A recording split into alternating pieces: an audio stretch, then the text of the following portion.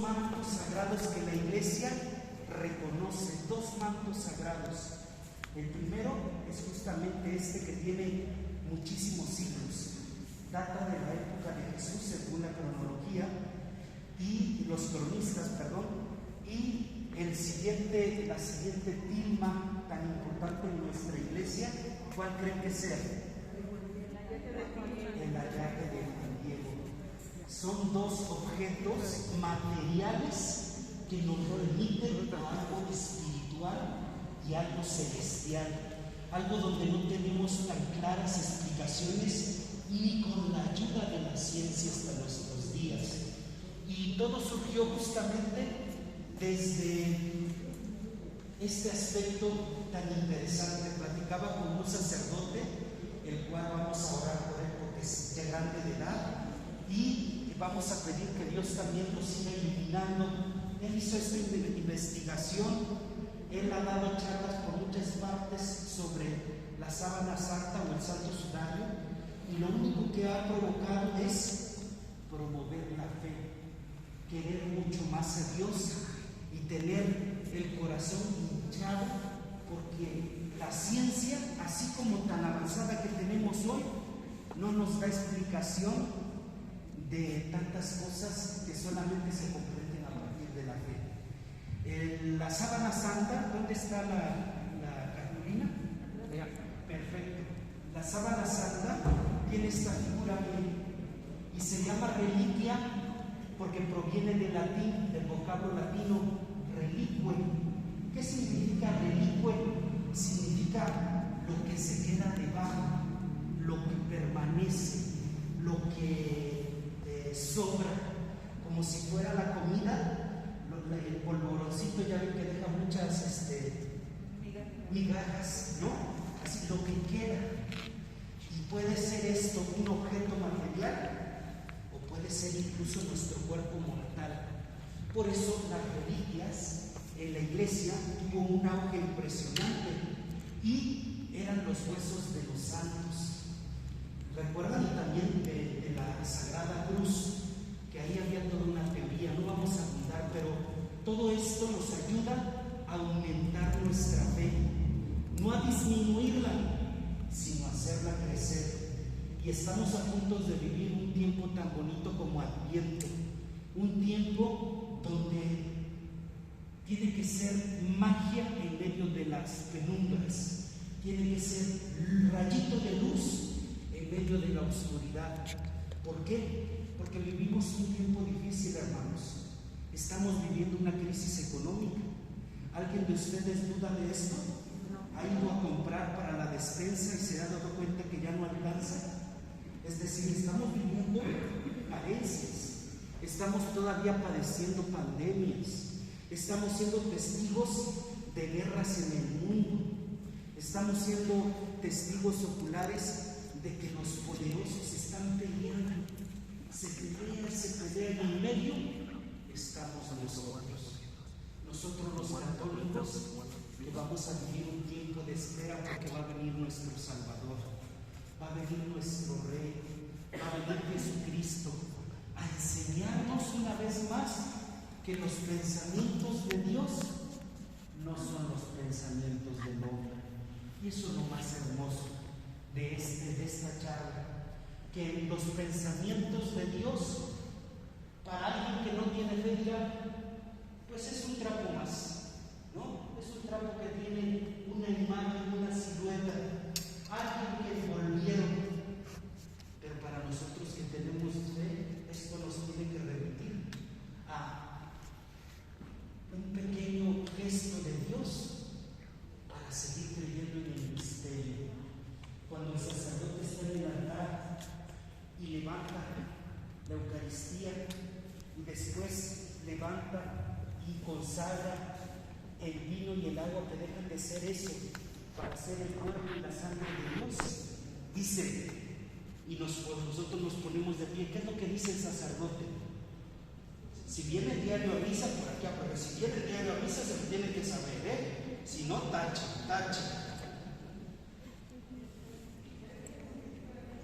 No, el sacerdote ya previo para ponernos de pie.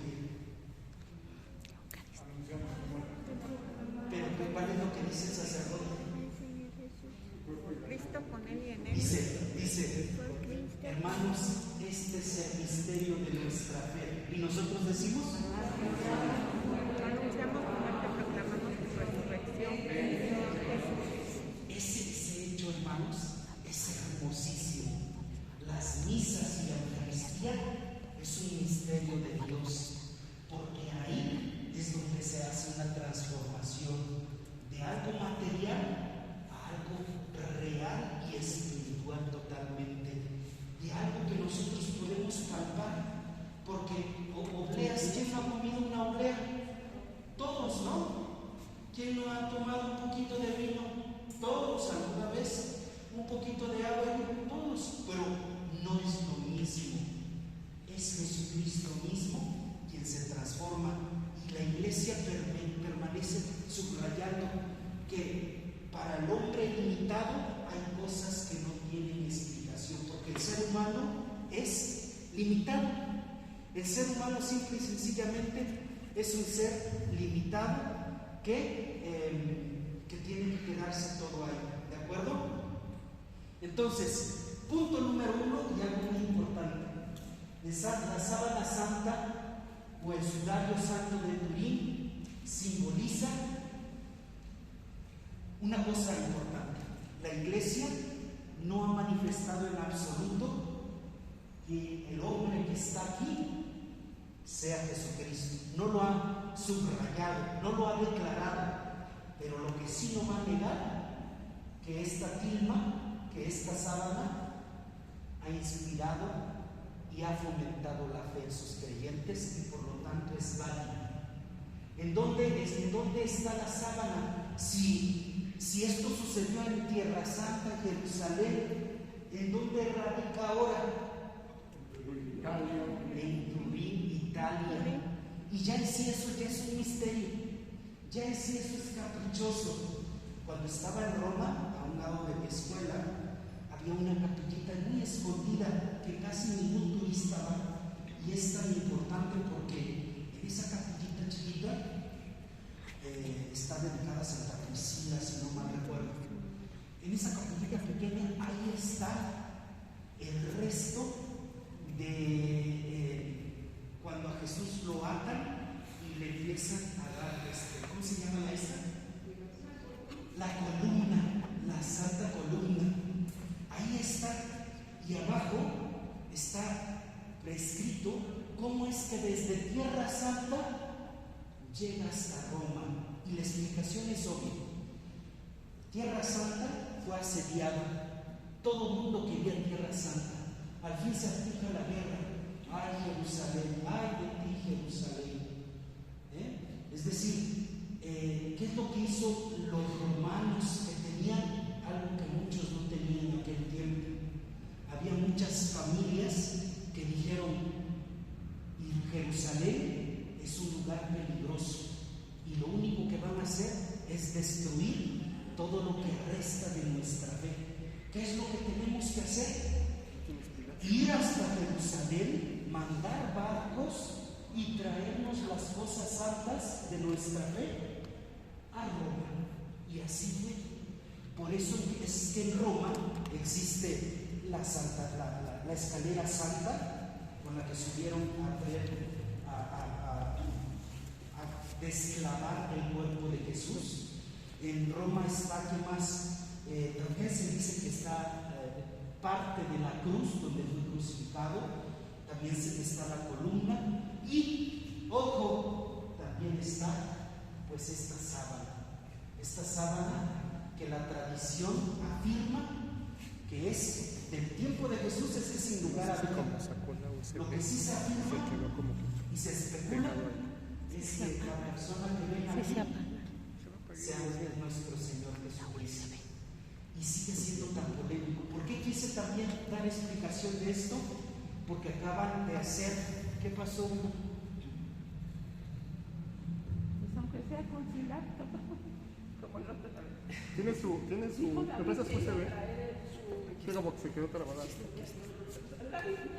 Ya llegó su Por favor. Estamos peleados con la tecnología, siempre nos pasa lo mismo. Este es el que tiene guardado, no sirve. ¿No sirve? No, ya varias veces se lo Pero él sí trae un... Perfecto. Diosito, gracias. ¿Ya ven? Los milagros. Sí, sí, un aplauso, un aplauso.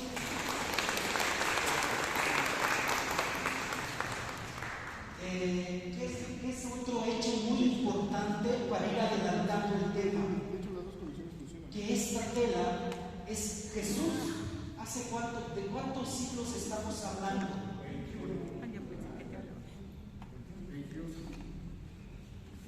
Pues, ¿perdón?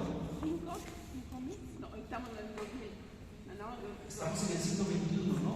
Pero son ya más de 2000 años de la existencia de este objeto. ¿Eso ya es un milagro o no es un milagro? Ese es el primer milagro, que aún hasta nuestros días permanece y existe. El otro milagro más grande y inexplicable es las huellas. Se dice que Jesús fue clavado en una cruz, pero antes fue lastimado y sangrado por todas partes. Eso explica por qué su cuerpo yace en la sábana santa, donde se puede ver perfectamente su rostro. ¿Sí lo ven o no lo ven? Se ve sus manos, vean, sus manos están sangradas, ¿sí o no? Y aquí demuestra algo que muy pocos no sabemos. Les pregunto a Jesús, ¿alguien tiene una cruz? No, bien, Jesús lo clavaron aquí o lo clavaron aquí. Ahí. ¿En la primera o en la segunda? Aquí en la mano, miren, acá. En la O palma, acá. ¿En dónde? Ahí está. Esta es la explicación histórica de ese hecho. El arte, ¿no? El arte, por también tener un fin teológico, dice que es en las manos. ¿Por qué? Porque Dios está clavando sus manos, ahora necesita de nuestras manos. Dios está clavando sus pies, ahora necesita de nuestros pies. El arte, la pintura y la arquitectura, la escultura plasman siempre las manos, pero el hecho histórico es que no es en las manos, es en esta parte, porque es imposible que un clavo pueda sostener todo tu cuerpo, se desprendería. Miren sus manos, o sea, aún clavándose en un huesito lo zafaría y el cuerpo se vendría de frente, ¿de acuerdo? Entonces, ¿qué es lo que sucede? Sucede que no, aquí está el testimonio, no está en sus manos, sino está en esta área, y justamente sangrando muy fuertemente, ¿de acuerdo? ¿Por qué? Pues porque ahí estuvo clavado. Sus pies se ven perfectamente y pues es caprichosísimo todo, porque la forma en la que está envuelto, todos pensamos que está así, firme, y según cómo nos plasma la imagen, está más bien inclinada la persona. Y para eso quiero que veamos el siguiente video.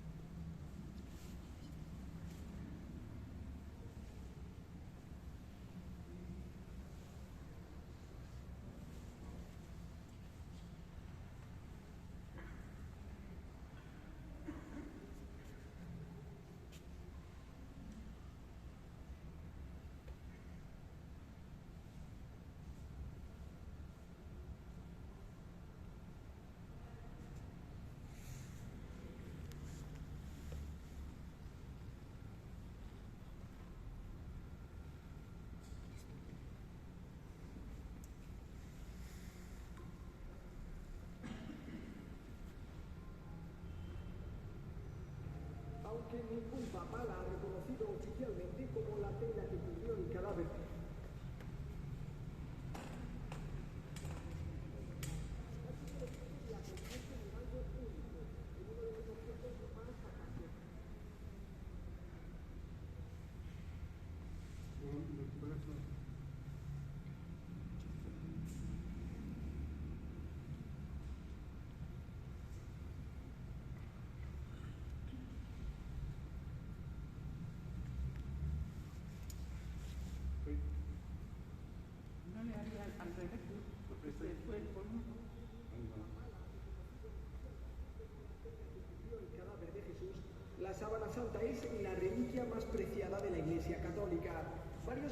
ellos la convierten en algo único, en uno de los objetos más apasionantes del mundo.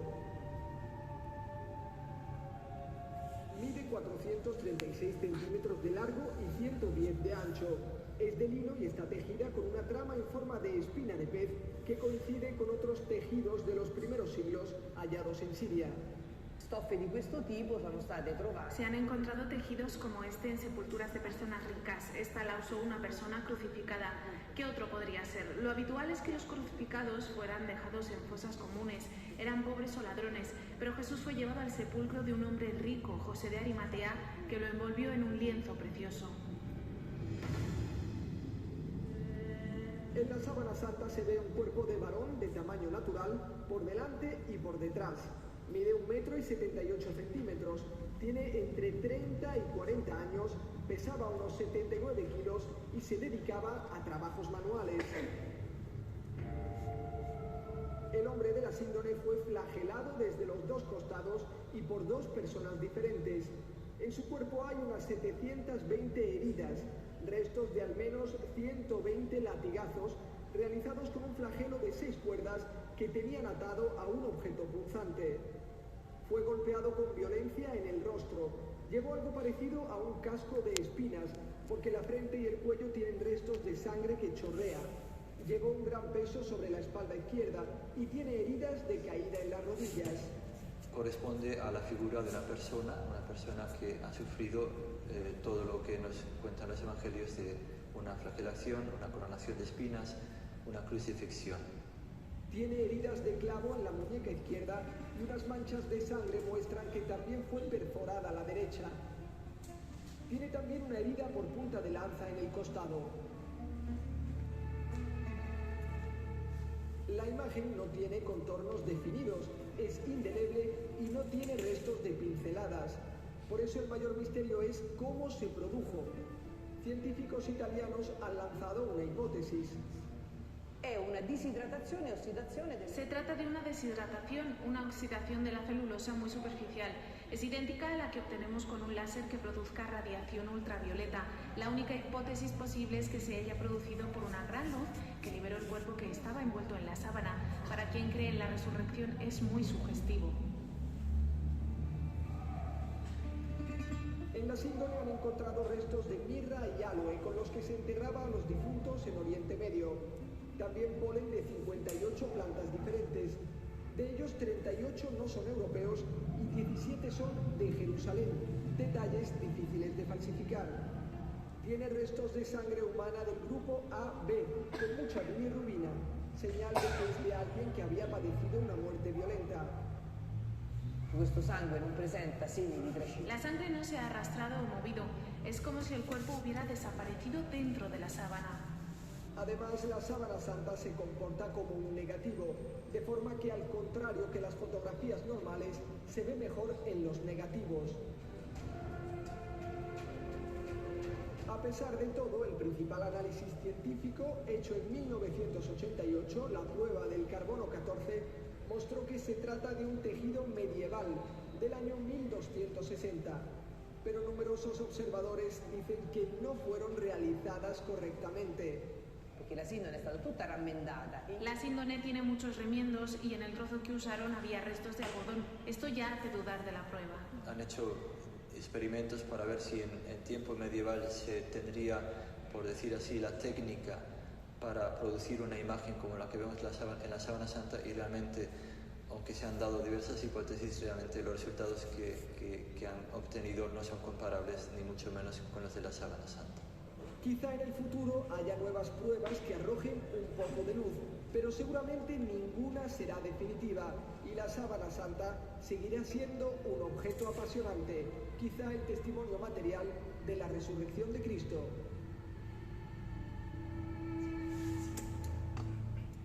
¿Qué es lo que esta imagen nos deja ver? Que si estamos hablando de años tan anteriores, imagínense, la ciencia tuvo que avanzar con la cámara para poder leer negativos y hasta entonces descubrir que la imagen era mucho más clara con un negativo. ¿Qué significa un negativo? A ver, alguien que me nos explique. Pues es la forma. Claudio. Bien, trabajé 40 años de optometrista. Yo sé de luz y proyección. El negativo es lo contrario, luz y sombra, al revés. Ajá. Luz y sombra. Cuando se revela, se invierten y ya queda la sombra donde es y la luz donde es. Pero el negativo está a la inversa, donde es sombra está la luz y donde debe ser luz está la sombra. Eso es un misterio impresionante que solamente tiene explicación como ahí lo decía, fue un destello. ¿Qué es lo que fotografió? ¿Qué es lo que fue capaz de plasmar esto? Un destello de luz, como un flachazo. Es decir, la resurrección. Esa es la teoría. Muy bien, vamos al siguiente video que es, digamos, lo más, Padre, sí. quisiera un momentito antes de que quite esa imagen. A ver, La adelante. explicación que yo di tiene una repercusión histórica por lo siguiente: el negativo es la sábana. Ajá. Y esta imagen es el negativo del negativo, o sea, un positivo óptico. Es decir, Que es la imagen real. ok, perfecto. Pero que todo esto se dio a través de los siglos y del avance de la ciencia y la técnica. ¿De acuerdo? Eso es, creo que lo que nosotros también tenemos que tener claro, que estamos frente a un tema que lleva al misterio, pero nosotros desde nuestra fe nos lleva también a comprender que Dios nos ha dejado una pequeña huella de algo, de un poder que solo proviene de Dios y que solamente se explica con Dios nuestro Señor. No se está afirmando, si se dieron cuenta, no se está afirmando totalmente que la persona de aquí sea Jesús. No se dice es Jesús, pero todas las respuestas llevan justamente a esto. Vamos a continuar el siguiente video, que es el último avance que pudieron haber realizado. No, es aquí, es la siguiente. Rom Report.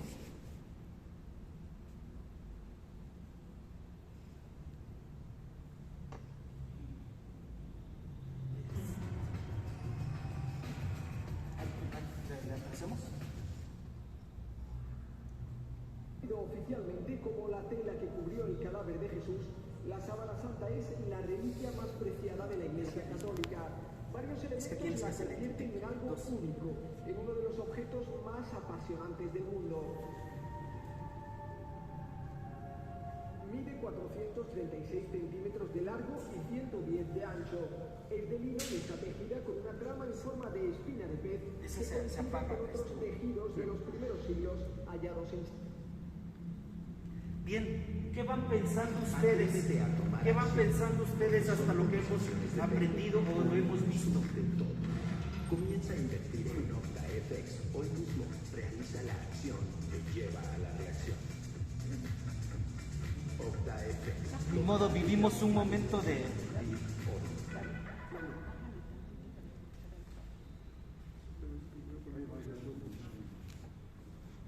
Listo. Esto es lo último que se hizo para ver o recrear. No.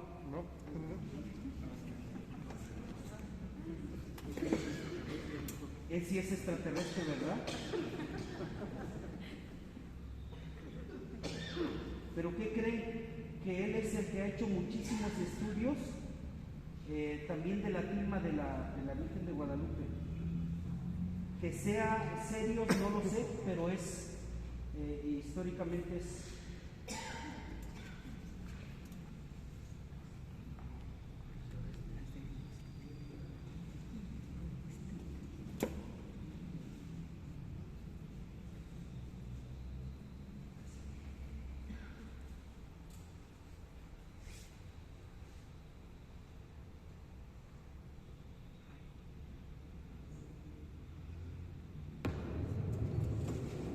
Splendor Exhibitions presenta la exposición de Mystery Man, que trata de responder a uno de los grandes enigmas de la historia. ¿Quién era el hombre de la sábana santa?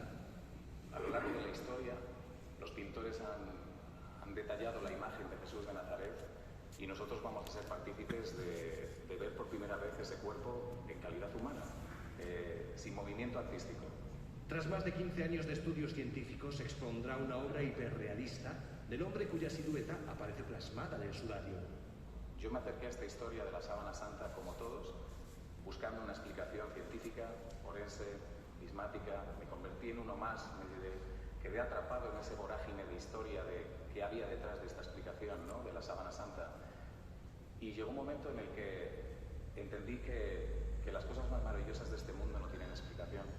El sudario que se expone en Turín está considerado como la reliquia que envolvió el cuerpo de Jesús de Nazaret tras su muerte.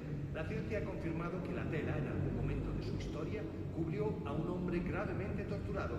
Este presenta las mismas heridas que sufrió Jesús y que narran los evangelios, las provocadas por la corona de espinas, la flagelación, crucifixión y la lanzada en el costado. Estaba ante la imagen, al menos, que todos tenemos de Jesús de Nazaret.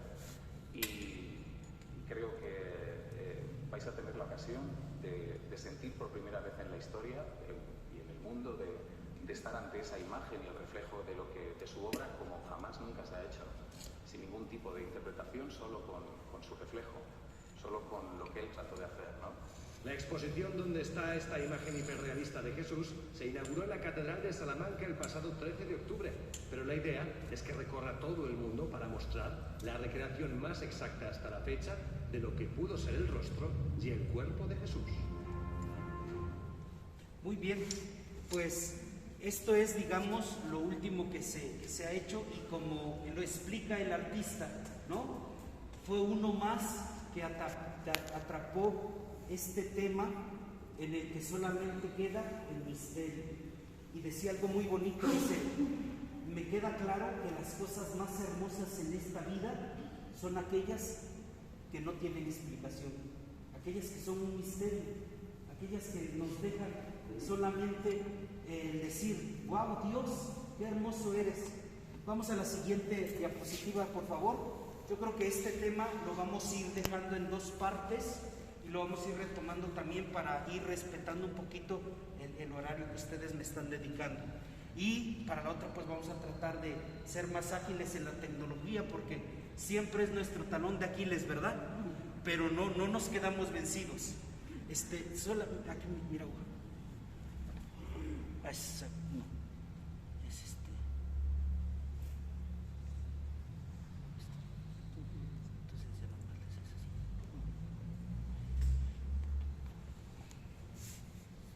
Por favor, alguien que me ayude a leer. Adelante. Allá. ¿Qué es la sábana santa? La sábana santa, llamada también la sábana de Turín o también las síndone, es un lienzo de lino de 4,36 metros de largo por 1,10 de ancho, en el que se aprecian unos tenues manchas de tono café que, vistas de lejos, se aprecia de forma dos figuras humanas unidas por la cabeza. Una es el frente y la otra el dorso. Este lienzo fue venerado por los cristianos como el lienzo utilizado para trasladar a Cristo desde la cruz al sepulcro. Y con él después fue envuelto el cadáver. En los primeros siglos hay noticias de su existencia, pero por la prohibición de la ley judía, que no permitía utilizar lienzos que hubieran tocado un cadáver, hubo ocultamiento y mucho misterio de quien la guardaba. Después de varios siglos, llegó a ser propiedad de los duques de Saboya. En 1983, estando en su último y definitivo templo de Turín, fue donado al Papa Juan Pablo II. Hoy es propiedad de la Iglesia Católica. Siguiente diapositiva, por favor.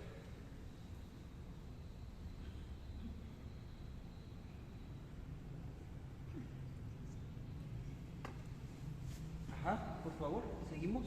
Iniciamos el estudio de la sábana, de la Santa Sábana, con la pregunta más importante: ¿es auténtica o es falsificada? Realmente la fe cristiana no depende de la respuesta. Si ella fuera solo una reliquia fabricada, podríamos preguntar por qué la Iglesia la ha venerado. Pero si es auténtica, debemos mirarla como un regalo de Dios, que de manera sorprendente e insospechada nos ha mostrado: A. Detalles de la pasión de Cristo. B. La verdad de la resurrección de Cristo. Y C. La fotografía de Cristo.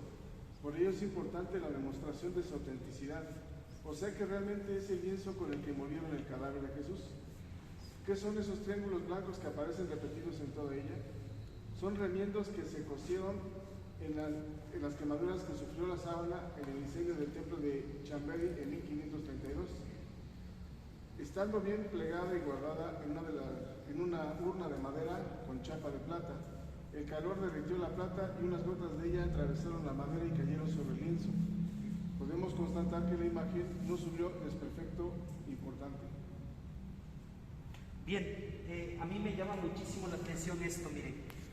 Yo doy una clase que se llama Moral de la Comunicación, y estábamos analizando cómo es que hoy los medios de comunicación, ya sea televisivos como en periódicos y todo, ya no venden verdad, venden morbosidad, ya no venden una cuestión saludable, es decir, venden lo que cae más morbo y lo que consume más la gente. Para muchas personas dirían, ¿para qué nos sirve estudiar esto? ¿Para qué la iglesia ha conservado y venerado, cuidado muchísimo esta reliquia? Pues para algunos dicen que solamente es por la morbosidad de ver la imagen de Jesús, pero no, para nosotros tiene que ser más bien descubrir los detalles de la pasión de Cristo, y punto número 2, la verdad de la resurrección de Cristo, que es a lo que yo quiero llegar más adelante. Entonces, ¿para qué es importante saber este tema? Para enamorarnos más de Dios, pero también para sufrir y sentir todo lo que Él padeció por nosotros. No se está afirmando con esto que totalmente sea la única verdad. Tenemos por ahí Juan, cómo nos describe la pasión, y nos dice prácticamente que ya no tenía ni figura humana. Dios estaba tan herido, tan expuesto, tan sangrando, que ya ni siquiera se podía reconocer. ¿Quién de todos los que están aquí presentes, levanten la mano, ha visto La Pasión de Mel Gibson? Una película fuerte, ¿no? Cuando la vimos la primera vez, ¿sí o no lloramos? Sí. Y no soportamos todo lo que le estaban haciendo, ¿sí o no? Dicen que también basándose en este hecho, esa imagen de ese actor, esa inspiración fue a partir de este hecho. Es decir, no acabamos de comprender ni en lo más mínimo de todo lo que padeció Jesús en su suplicio, en su pasión, en su vida, que sufrió muchísimo. Hace poquito yo me fracturé la mano y dolía horrible. ¿Alguien de ustedes alguna vez se ha fracturado un hueso? ¿Qué tal duele? Horriblísimo, ¿no? Y es un huesito, pero te afecta todo el cuerpo, ¿sí o no? Ahora imagínense a Jesús golpeado, maltratado y sobre todo cargando esa cruz. Porque recuerden que un día antes lo acribillaron a más no poder. Es interesante cómo dice la sábana santa, dice que hasta fue golpeado por 2 personas. ¿Por qué razón? ¿Cómo es que nos da explicación que fue golpeado por 2 personas?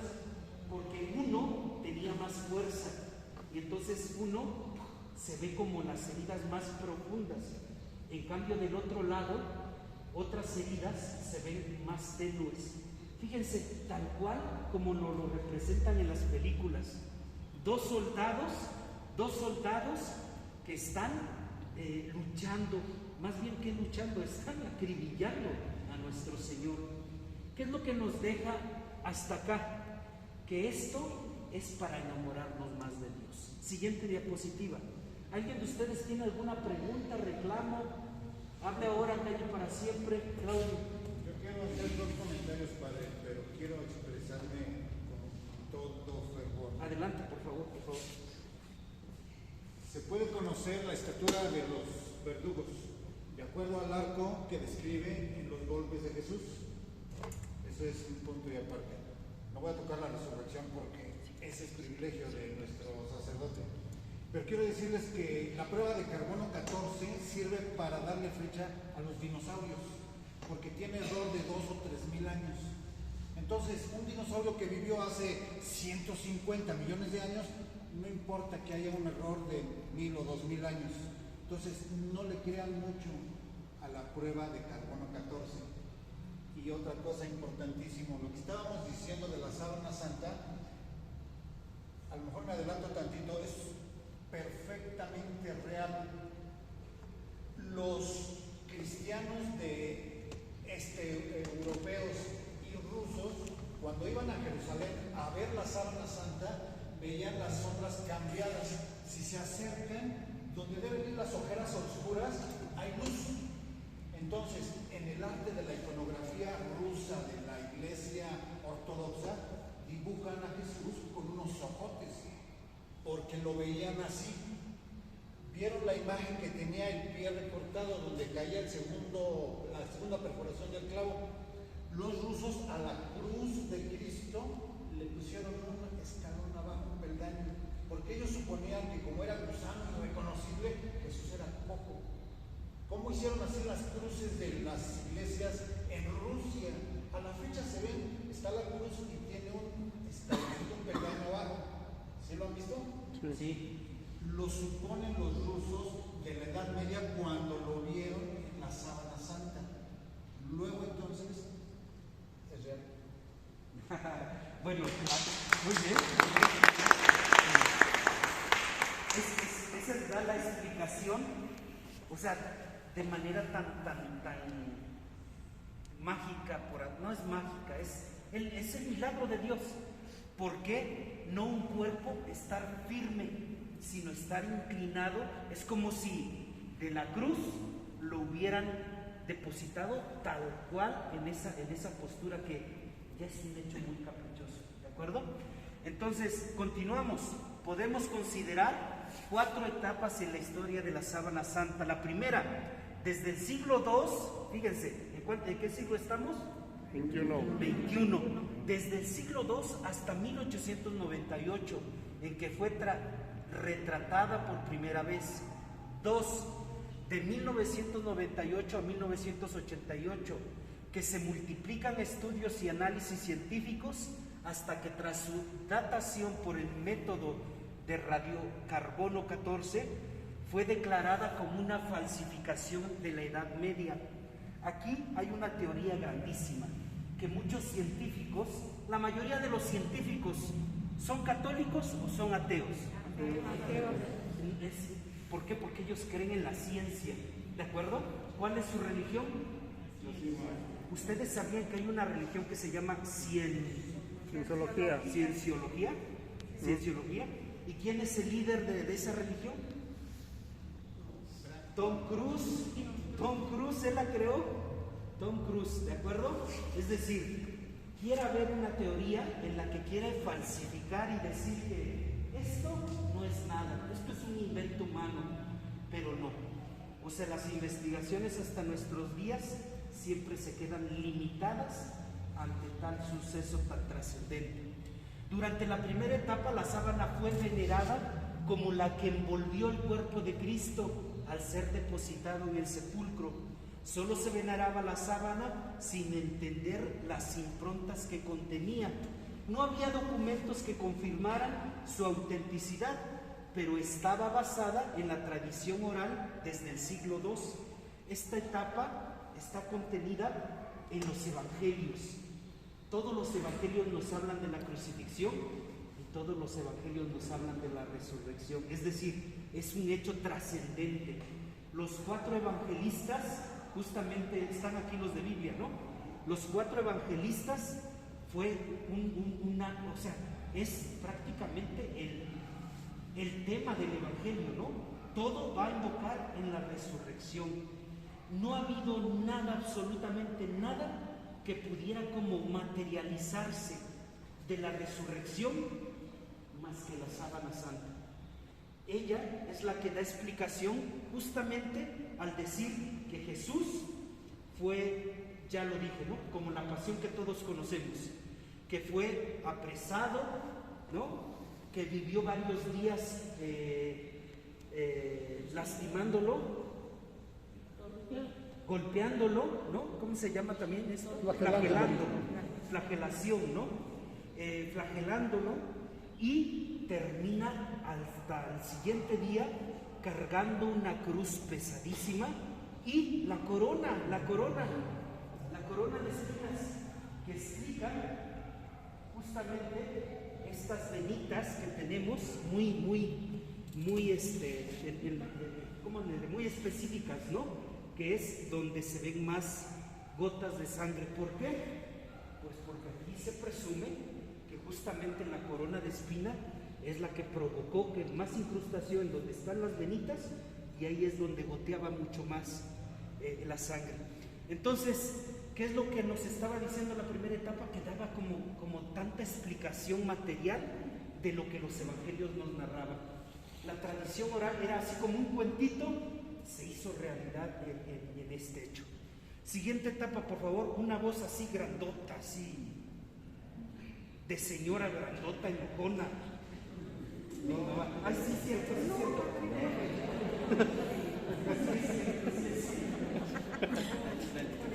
Ahí está el micro, padre.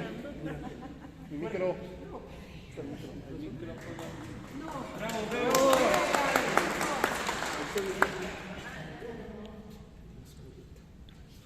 Durante la segunda etapa, Vamos aprendido, sí, sí. Durante la segunda etapa, un abogado italiano llamado Secondo Pia era un entusiasta del nuevo invento de la fotografía. Le pareció que podía utilizarla para demostrar la falsedad de la sábana santa. En 1898 obtuvo permiso de sacar una fotografía de ella con una rudimentaria cámara fotográfica de placa de vidrio. Al realizar el primer paso, que era obtener el negativo, se encuentra que aquellos casi indescifrables manchas cafés de la sábana se habían convertido en un extraordinario positivo, en blanco y negro, de un cuerpo humano. Eran dos imágenes unidas por la cabeza. Una era la cara frontal y la otra la cara dorsal.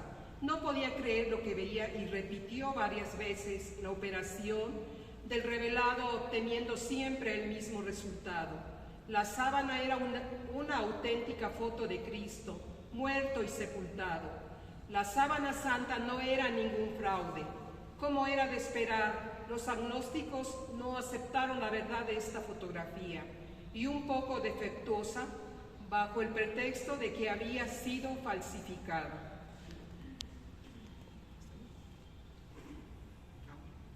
Miren, esta era el lugar donde yacía en la primer basílica. Estaba con decorados de plata, pero ¿qué creen? Como en muchas iglesias, se incendió, curiosamente, ¿no? Se incendió.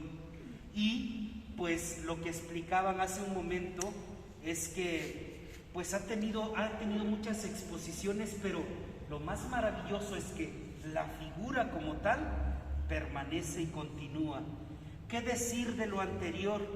Es que cuando tomaron la foto y vieron el negativo, fue mucho más como si fuera 3D, es decir, resaltar justamente lo que plasmaba antes solamente rayas y aparentemente una silueta. Y hay quienes afirman que esto fue una cosa grandiosa porque pues daba explicación de que la ciencia, entre más avanzara, más explicación podía ir abundando. Siguiente diapositiva.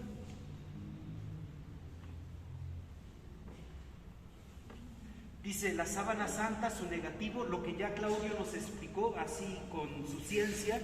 El negativo, miren, la mitad inferior, y esta es la mitad, esta es la frontal, me parece, no, ¿sí? Y esta será no, todas son frontales, pero son en distintas. Sí, la izquierda extrema es la original con negativo. Original con negativo. Y la de la derecha ya es el negativo del negativo. Y sobre todo se enfocaron en algo. Ya fue mucho más claro el rostro de la imagen. Miren, ¿ustedes qué opinan? Pues que es un milagro, porque así uno que se sangra y te pones algo en una tela, no sale tu rostro, sale nada más así una mancha, pero ese es un milagro que se haya plasmado en su rostro. con todo y que está borrosa, demuestra la majestad del personaje. Y vamos a ir más para allá, porque lo que hace ver es que lo mismo que en la tilma de San Juan Diego, la imagen está flotando. ¿Cómo puede ser eso? Solamente se explica con Dios, ¿de acuerdo? Es decir, la imagen no está pegada, está separada, está separada, y por eso es que es mucho más claro el efecto, ¿no? Es mucho más clara la dimensión. Bien, siguiente diapositiva, y yo creo que ya con esa terminamos. Miren, ¿qué opinan? Dice: pero cuando en 1931 dieron permiso a Joseph Henry, fotógrafo profesional, de volver a fotografiarla, se hizo en presencia de testigos y con una máquina fotográfica ya muy evolucionada, obteniéndose los mismos resultados, pero con mucha más perfección. Bueno, ya. ¿Qué opinan? ¿Qué opinan ustedes? Pues ya. Sí hay similitud, pero veo el del lado izquierdo como más viejito. No, pero ya está. Pero sí, los rasgos son muy parecidos. Claro, claro. Pues esta era, se dice, fíjense, se dice que las reliquias también hubo un tiempo en el que la iglesia dijo: a ver, ya, basta, ya no podemos andar reliquias de todos los santos.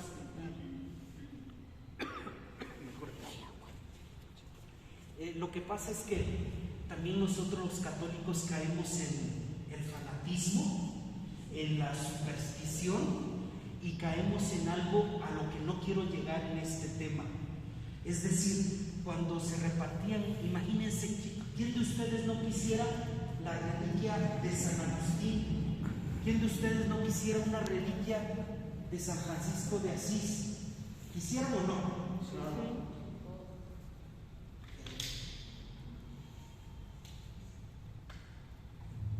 Pues eso es lo que surgió. ¿Qué surgió?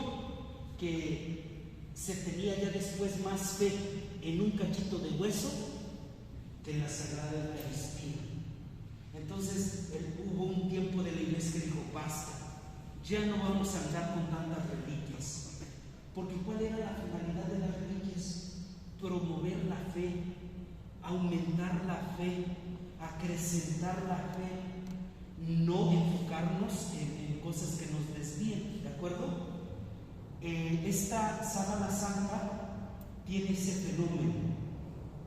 Hay quienes se meten a estudiar por morbosidad, por ciencia, pero terminan siendo convertidos y terminan creyendo. Y el área científica, que son de los más difíciles porque son más racionales, dicen ellos, ¿no? Entonces, que siga sirviendo este instrumento para convertir gente, ¿creen que no sea bueno? Pues por supuesto.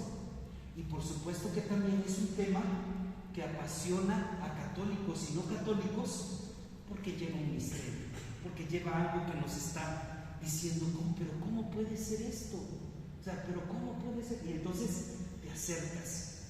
Dios nuestro Señor es un misterio, hermanos. San Agustín, ¿recuerdan esa paradoja de San Agustín en la playa con un niño? ¿O el niño en la playa con San Agustín? ¿Sí recuerdan?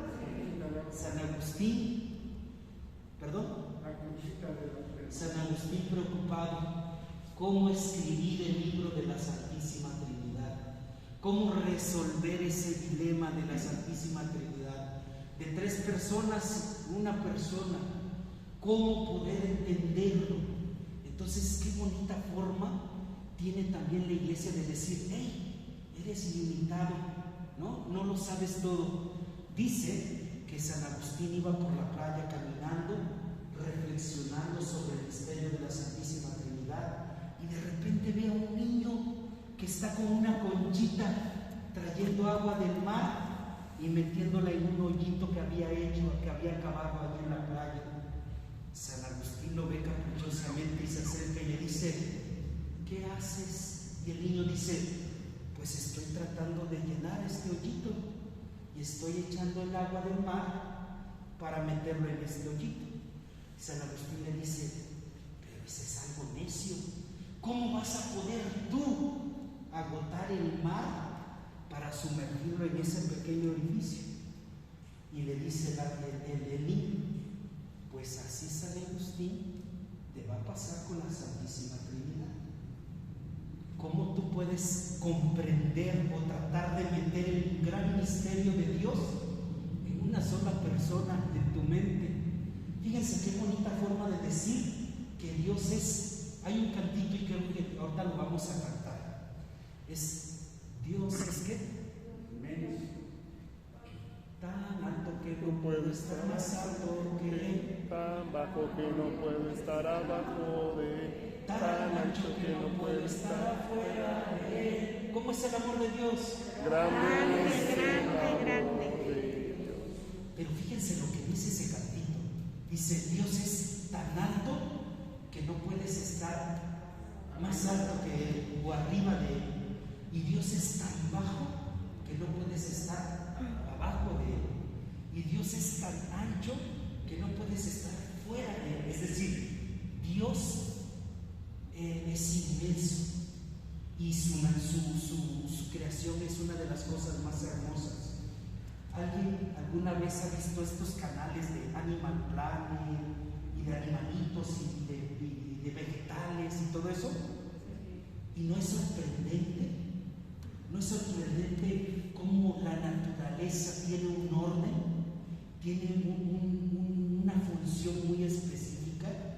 Cómo es que a veces somos necios y a veces no valoramos el gesto de Dios cada mañana con una plantita que le salió una hojita y tiene un verde hermoso, con una flor que nace en nuestra maceta. A veces no reconocemos a Dios en el cantar de los pajarillos, en un bonito atardecer, en una bonita puesta del sol o en un amanecer. Dios es maravilloso y Dios nos ama todos los días y en todas las formas. Este tiempo que vamos a vivir de preparación para el nacimiento del niño Jesús, no perdamos la magia, hermanos. No perdamos la emoción de esperarlo con cariño, porque Él lo único que quiso hacer para venir a esta tierra es llenarnos de amor, es enseñarnos que sí se puede ser persona y también se puede ser hijo de Dios, que sí se puede ser también una persona de familia, porque Jesús fue un hombre de familia, ¿o no? Sí. ¿Amaba a María o no amaba a María? Sí. Y no lo explican los evangelios, pero estoy seguro que respetaba muchísimo a José. Por eso es que se sometió en un momento de familia. ¿A qué edad se sabe de Jesús? ¿A qué edad? 30. En los evangelios. 33. Cuando empezó a predicar a los de 30. 30 y algo, ¿no? 30 y algo. ¿Y qué pasaría antes? Pues se dejó también transformar por una familia. Por lo tanto, este tiempo que vamos a vivir decembrino es un tiempo de Dios, es un tiempo para valorar la familia, es un tiempo para abrazarnos y decirnos lo importante que somos, es un tiempo para colocar a Dios en el justo lugar que se merece en nuestro hogar. Por eso les pregunto, ¿esta Navidad no es necesariamente el arbolito de Navidad? Es parte, pero no es el fundamental. A veces nos esmeramos tanto en el arbolito de Navidad que vamos hasta la Marquesa, vamos hasta Chinches Bravas, quién sabe dónde sea allá, ¿verdad? Pero hacemos hasta lo imposible porque queremos el mejor arbolito de Navidad, ¿sí o no? Y nuestro nacimiento, ahí queda el segundo, el tercer término, ¿no? El nacimiento de Jesús, bueno, no, creo que lo que debemos de recobrar es el sentido original de estos tiempos bonitos, que es el nacimiento de Jesús. No es Santa Claus, es el nacimiento de nuestro Señor Jesucristo. Pero un nacimiento que salga y que tenga algo bonito, algo positivo en nuestra familia, ¿de acuerdo? Tiempo de Adviento, tiempo de espera, tiempo de cosas buenas, porque nos invita a renovarnos todos en el nombre de Dios. Vamos a dejar hasta aquí el tema Yo creo que nos vemos dentro de 8 días y así seremos fieles en el horario de solo utilizar unos menos de 1 hora y así todos más contentos y felices. ¿De acuerdo? Pues vamos a ponernos de pie y vamos a hacer una oración, por favor. Vamos a decir: Padre nuestro que estás en el cielo, santificado sea tu nombre. Venga a nosotros tu reino.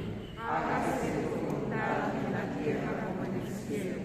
Danos hoy nuestro pan de cada día. Perdona nuestras ofensas, como también nosotros perdonamos a los que nos ofenden. No nos dejes caer en la tentación, y líbranos de lo malo. Pedimos, Señor, que nos sigas iluminando, que nos sigas inspirando muchos días felices, que tu persona nos siga transmitiendo mucho amor a Dios. Sobre todo también te vamos a pedir por nuestros familiares y seres queridos, sobre todo aquellos que más necesitan de ti, para que tú los ilumines, los acerques más a ti, estén enamorados de ti, Señor. Tú que vives y reinas por los siglos de los siglos. Amén. El Señor esté con todos ustedes. La bendición de Dios Todopoderoso, Padre, Hijo y Espíritu Santo, descienda y permanezca para siempre. Amén. Hermanos, pues muchas gracias. Primero Dios, nos vemos dentro de 8 días, o ya les estaré